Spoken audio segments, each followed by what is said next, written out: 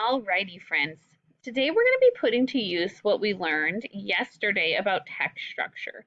We're going to practice looking at some informational paragraphs and identifying what text structure the author chose to lay out the information they wanted the reader to get. So our learning target again is I can identify the text structure an author used.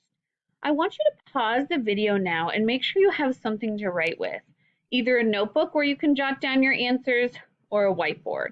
Pause the video now and get those supplies so you can practice along with us. Alrighty, welcome back. Now that you have something you can practice with, let's review what those text structures of informational text are. Description, right? If you're trying to decide if something's description, let me go back here. You would ask yourself, what specific person, place, or thing or idea is being described? You're listening for adjectives about that. This can be the hardest one to identify. If you don't think it's any of the other four, it's probably description. It's probably describing something. Problem and solution is where the author describes a problem and then says how it could be fixed. The example of that was the aphids and how they were killing the butterfly eggs, and then solutions such as scrubbing the leaves to get rid of the aphids to fix that problem. Compare and contrast is explaining how two things are the same and different. Like in fourth grade, we've been learning about the regions. So maybe as an author, you might describe two different regions. How is the West region and the Northeast region the same and different? Cause and effect. You're saying what causes something to happen. You might list a bunch of causes and explain the effect. Like the wildfires, there are a bunch of different causes of wildfires. Or you might explain one cause and say what the effects of that might be. The last one is sequencing, putting things in order. We know if you're writing a biography or an informational text about someone's life, which is what a biography is, you'll probably use sequencing. You'll probably describe their life in order. Or if you're writing a how-to paragraph where you're giving someone directions on how to do something, you'll definitely want to use a sequencing text structure. So we took notes, right? And we're looking for those important signal words. So for compare and contrast, we're listening for similar, different, both, as, comparison, and contrast alike. Sequential order, also known as chronological order, we're listening for those sequencing words. First, second, third, fourth, next, after that, then, finally. Cause and effect. Because, since, as a result of, so, to cause, therefore, due to, effects. Problem and solution. Remember, this can be tricky, cause and effect and problem and solution, because they kind of are similar. But if it's not describing any solutions, it's just more focusing on the problem, then it's probably cause and effect. If solutions are described, it's probably problem and solution. So we're looking for because of, thereby, a solution to, recommendations, and leads to. Oops, got ahead of myself there. And the last one is descriptive, right? Something describes something by giving specific facts about that. You're going to hear lots of adjectives or describing words like number words, color words, if it's description. Okay, with your piece of paper, I want you to number 1 through 6.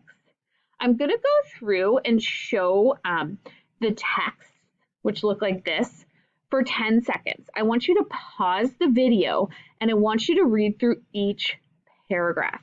And I want you to test your knowledge to see if you can figure out what text structure it is. And then we're going to go through together and decide which one it is. Sound good? Okay. So it says identify the text structure. What you're going to do is you're going to pause the video, read through it to yourself. You're going to look for those signal words and see if you can figure out what text structure the author used. So pause the video and do that now. And when you come back, we're going to go through it together.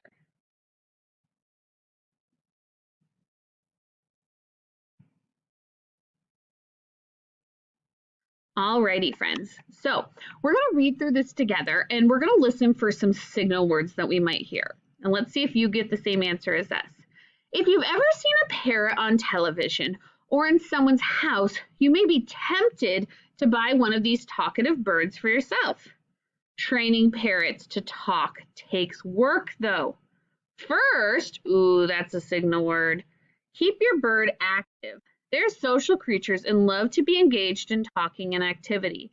Next, set aside 10 to 15 minutes to work on teaching your parrot short phrases, such as, hello, friend.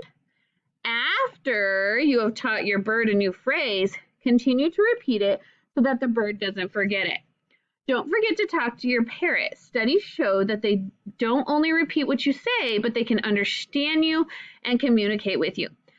Based on these signal words, I hope that you figured out that this was sequencing or chronological order, putting in order how to teach a parrot to talk. Let's see if I can turn this off real quick and go to the next slide. Let's try another one. I want you to pause the video, read through this informational paragraph, and test yourself to see if you can figure out what the text structure is of this paragraph. Alrighty, let's read through this and try and learn something new, and also listen for signal words. Is a bat a bird? No way. Bats, unlike birds, are mammals. Ooh, unlike birds are mammals. Whereas birds are part of the bird family. Ooh, that word whereas, that's a word that's important. Not just a featherless bird, bats actually have fur covering their bodies. In contrast to a bird who is born in an egg to hatch and kept safe by its mother, bats are born alive and they survive on their mother's milk. Both a bat and a bird have wings, but bats also have hands and fingers. Even their sleeping habits are different, with bats sleeping upside down during the day and birds sleeping in nests at night. We had the signal words unlike, whereas, in contrast, both and different. Those are clues that the author was comparing and contrasting two things. And in this case, they were comparing and contrasting bats and birds. They sort of look alike, but they have a lot of differences. So that was a great text structure for the author to choose. Let's try another one. Alrighty, let's take a look at this one. Pause the video, read it to yourself, and test yourself to see if you can identify the text structure. Did you figure it out? Let's go ahead and read through it together. Years ago, people didn't believe that cigarettes could damage your body. Ooh, damage. That's not good. Now, experts agree that smoking can cause horrible health effects. The addictive chemical nicotine that your cigarettes contain can make it difficult to stop. Difficult, that's not good. When your body takes in cigarette smoke, it may cause you to choke, cough, and even throw up. Over time, the smoke will cause your lungs to become diseased and put you at risk for heart problems and cancer.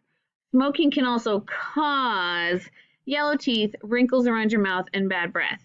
We have the signal words damage, cause, effects, difficult, cause. This was describing the effects of smoking cigarettes. What can happen to your body if you smoke cigarettes?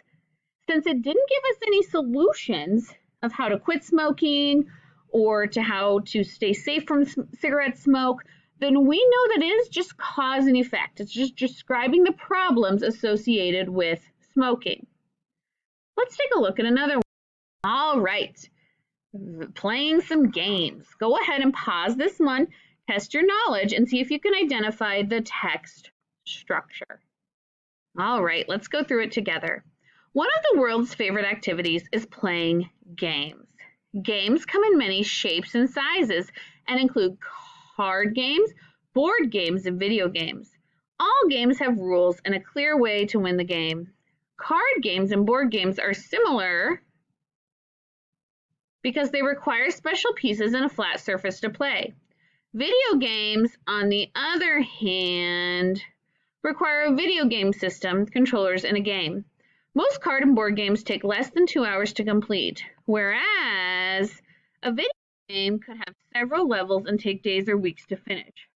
Most games can be played by more than one player at a time, but most video games don't require more than one player. Whatever the game, it's sure to be fun. So we had the signal words similar, on the other hand, whereas, and but. Did you figure out that the text structure is compare and contrast, right? It was comparing and contrasting actually three things: card games, board games, and video games, right? And how they're the same and different.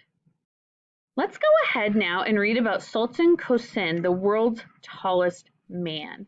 Pause the video and test yourself at identifying the text structure. Alrighty, let's see if we can figure this out.